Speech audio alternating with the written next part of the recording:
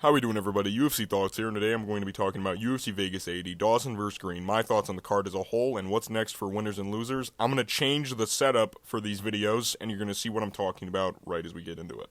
I've actually shortened the Afterthoughts videos by only including certain prelim fighters that impressed me with their victories. For example, I only have 3 prelim winners on this video, and we're actually going to start with the first winner of the night, JJAldrich. Let's look at her stats. 66 of 136 total / significant strikes. Things I saw: good boxing from JJAldrich. She was pretty slick on the feet. Accurate on rushing opponents. Whenever Montella de la Rosa was rushing in, JJAldrich was going to piece her up with a jab, a straight, or a hook, like I said in my picks and breakdown video. Good stamina. JJ took the fight on short notice, and she went all 3 rounds easily. Massive improvements all in all from JJAldrich. She looks like a problem for the women's flyweight division. I'm going to pair her up with Mandy Bohm, who of course is coming off the controversial victory over Ji Young Kim.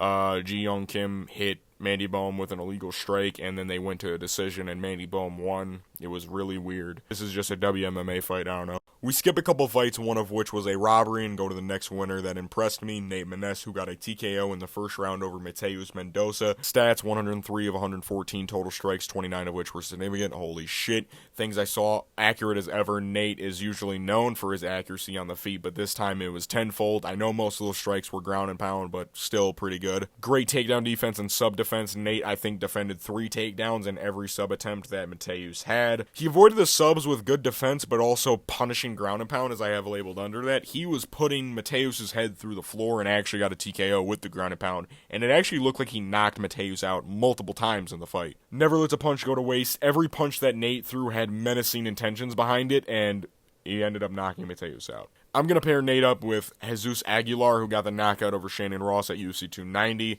This fight is a fun matchup on the feet and just kind of makes sense. We go to the next impressive prelim winner, Karolina Kowalkiewicz, who defended her ranking against Diana Belbita and won a unanimous decision. Stats: 155 out of 283 total strikes, 141 of which were significant, 1 of 6 on takedowns. Things I saw: slick striking from Karolina. Her striking is improving to the day. Clinched when needed, and good work in the clinch and on the ground. Karolina reversed some positions on the ground as well. She had 1 takedown, but she actually was in control on the ground for a majority of the time. She landed good knees in the clinch, good ground and pound as well. Left minor openings on the feet, though. Diana let the right hand loose and clipped Karolina a couple of times, and she slowed down. Karolina kind of just slows down. She's older, man. I'm going to pair Karolina up with Luana Pinheiro, who's coming off the win over Michelle Waterson-Gomez, which was somewhat controversial. I think a lot of people were split on 29-28 either way. I forget how I scored it. I'd have to rewatch it. This fight, rankings-wise, makes sense. Luana Pinheiro is actually, ranked number 9. And I don't think Luana deserves her spot in the rankings. I think that she should defend her spot instead of fighting up.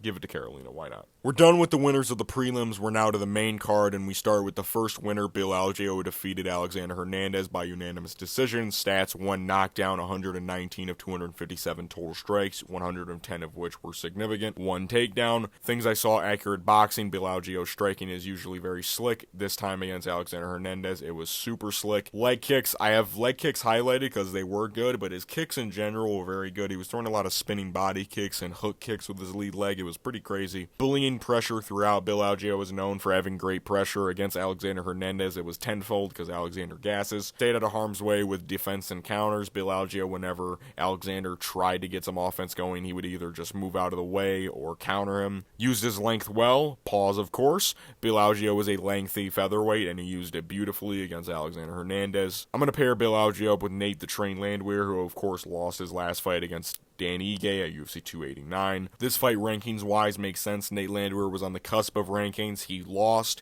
He should fight down. Bill Algeo is building up a win streak. He should fight up. Also, this fight would be fucking fun. We go to the loser, Alexander Hernandez, who lost to Bill Algeo. Stats: 76 of 157 total / significant strikes, 0 of 1 on takedowns. Things I saw: good boxing with some body attack. Alexander has slick boxing, of course, and his body attack with his body straight and right body kick are always very good, but after the second round, they kind of just stop working. His kicks are always good. Alexander Hernandez has beautiful kicks.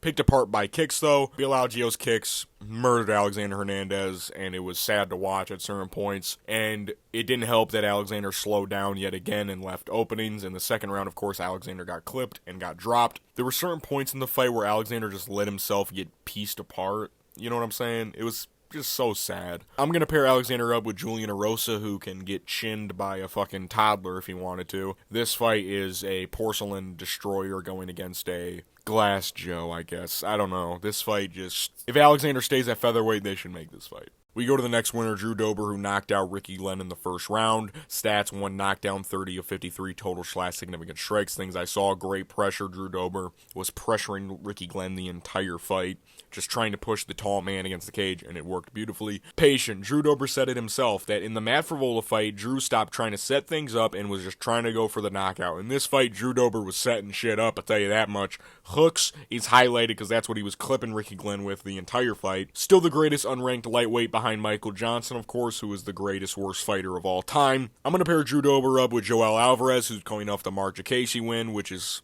I think people were saying that it looked like he hit the back of his head, but he got the dart stroke. I forget what it was exactly, but Joel Alvarez is a big fucking guy, and he should be fighting up, and Drew...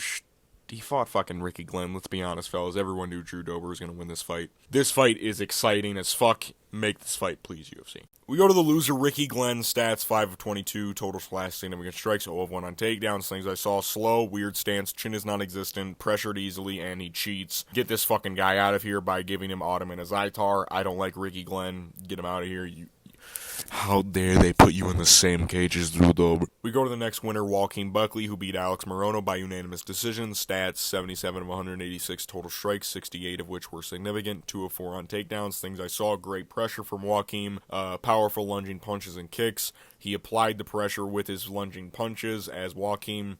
He's a bit shorter than a lot of other people, so he has to kind of lunge at people. Good takedowns and get-ups. When he got taken down, when he went for, like, a fucking spinning... He got Weidman'd for a second. He, like, almost immediately got up, which I thought was good. Mike Tyson's student, when I was watching it, Joaquin Buckley is trying to do, like, the fucking peekaboo style, where he just keeps fucking moving his head and shit. It was wild. Welterweight is the move for Joaquin Buckley. He looks insanely better at welterweight than he did at middleweight. He's not going to fight no fucking 6'3" Nasruddin Imavov at fucking welterweight. He's going to fight smaller individuals, unfit people like Alex Morono, and he's going to beat them. I'm going to pair Joaquin Buckley with Max Payne Griffin, who is coming off the Michael Morales loss. Max is a fucking veteran of the UFC. Give him Joaquin Buckley. This fight's fun, and Joaquin might be able to get another star-studded finish, or Max gets the upset. I don't know. We go to the loser, Alex Morono, who lost to Joaquin Buckley by unanimous decision. Stats: 54 of 161 total strikes, 40 of which were significant, 1 of 2 on takedowns, 1 sub-attempt that he didn't complete. Things I saw: boxing is still quite good, even though he did miss a lot, which I was kind of shocked. That was one of the things I thought Alex would have done better in this fight, was kind of land on Joaquin. He did land in the first round. In the first flurry where Joaquin rushed at Alex, he actually clipped Joaquin in his temple and almost dropped him. Accurate when moving forward, his back foot striking isn't good. Alex, when he is getting pressured, he misses a lot, and I saw that in this fight. Kind of like Israel Adesanya and Sean Strickland. Alex, whenever he's moving forward, his striking is significantly better than his back foot striking. He slowed down in this fight as well. Alex Morono actually slowed down, which was kind of shocking to me, because Alex usually keeps up a good pace, and Joaquin outpaced him. In his takedown defense, I get that Joaquin was very explosive with his takedowns, getting low and picking him up, but Alex Morono's takedown defense wasn't great, and he wasn't able to secure any, secure submissions other than the guillotine in this. Was it at the end of the first or the second? I'm going to pair Alex Morono with Themba Gorimbo, who is, of course, famous as The Rock. I think bought him a house or a car. I forget which one it is. Themba is coming off a win over... Fuck if I know. Alex is 1-2 in his last 3. Themba is somewhat popular, I guess. It's hard to matchmake these guys. We go to the winner of the co-main event, Joe Fifer, who submitted AbdulRazak Ahmed in the second round with a head and arm choke. Stats: 26 of 63 total slashing against strikes, 3 of 4 on takedowns, 2 sub-attempts. Things I saw: pressure with slick and powerful strikes. Joe would trap AbdulRazak Ahmed against the cage multiple times and throw a barrage of punches. Takedown entries are godly. In the first round, Joe Fifer launched across the cage and just slammed Abdul on the ground, and he held him down, and of course he got the submission. Quick and is able to get subs. Joe Fifer's ground game is evolving along with his powerful punches on the feet. Joe Fifer has unlocked a ground ability. I'm going to pair Joe Fifer up with Ikram Alaskarov, who I know is fighting at UFC 294, but he's fucking fighting Warley Alves. Nasruddin Imavov pulled out. That's an easy win for fucking Ikram. This fight is fun. It's either Joe Fifer and Ikram Alaskarov, or Joe Fifer and Bo Nickel. Those two fights are great for Joe Fifer. We go to the loser of the co-main event, AbdulRazak Ahmed, who of course got submitted by Joe Fifer in the second round. Stats, 11 of 28 total /even strikes, 1 of sub attempt. Things I saw, still throws very hard. Abdul throws his punches with everything he has. Got pressured easily. His takedown defense isn't great. And taps with a closed fist. A lot of people were giving shit to, I don't know who the referee was, but they were like, you gotta stop that fight, he was clearly tapping. But he looked like he was punching. He didn't tap at all, he was punching the gut of Joe Fifer. He wasn't tapping with an open palm, no, he was literally punching Joe Fifer. It was weird. And this really sucked to see, because I like AbdulRazak Ahmed. He's so fun to watch. I mean, he got fucking worked. I'm gonna pair AbdulRazak Ahmed up with Brian Barberena, and that photo is so disgusting of him. I don't know if Brian Barberena is even still a middleweight, but his last fight, he was. Just give my boy AbdulRazak Ahmed a win, please. We go to the winner of the main event, Bobby fucking Green. Are you serious? Stats, 1 knockdown, 7 of 11 total /significant strikes.